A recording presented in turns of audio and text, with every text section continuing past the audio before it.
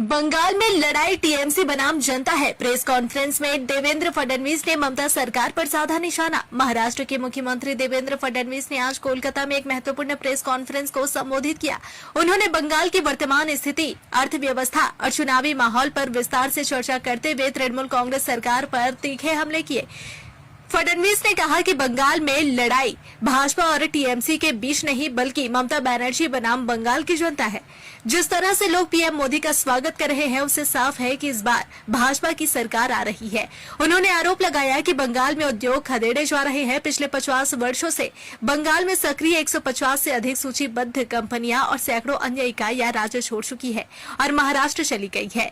फडणवीस के अनुसार बंगाल देश का एकमात्र राज्य है जहां अभी भी 5वां वेतन आयोग दिया जा रहा है, जबकि देश 8वें की ओर बढ़ रहा है। उन्होंने शारदा, नारदा और कोयला घोटालों का जिक्र करते हुए कहा कि भ्रष्टाचार ही ममता सरकार की उपलब्धि है। उन्होंने आरोप लगाया कि मुख्यमंत्री ममता बनर्जी सीएजी, चुनाव आयोग और सीआरपीएफ जैसी संस्थाओं को धमकी देती है, जो लोकतंत्र के लिए खतरनाक है।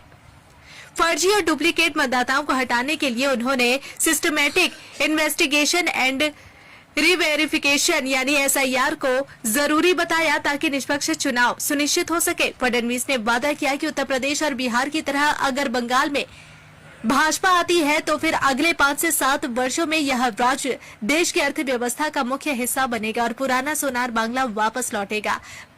भाजपा पर बाहरी होने के आरोपों पर जवाब देते हुए उन्होंने कहा कि भाजपा का जन्म बंगाल की धरती से हुआ है। हमारे नेता शुद्ध बंगाली है, जो हमें बाहरी कहते हैं। उन्होंने खुद बंगाल को बर्बाद कर दिया है।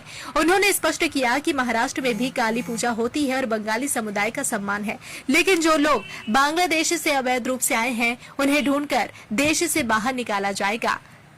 उन्होंने आंकड़ों का हवाला देते हुए कहा कि पिछले साल कुल एफडीआई का 40% हिस्सा महाराष्ट्र को मिला, जबकि बंगाल के हिस्से में मात्र 0.50% ही आया।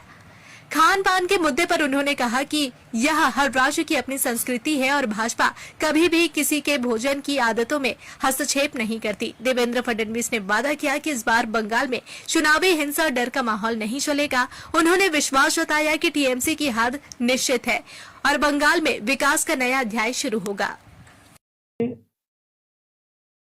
सरकार को पहले इस बात पर शर्म करनी चाहिए कि इतने बड़े पैमाने पर बंगाल के लोगों को बाहर क्यों जाना पड़ा।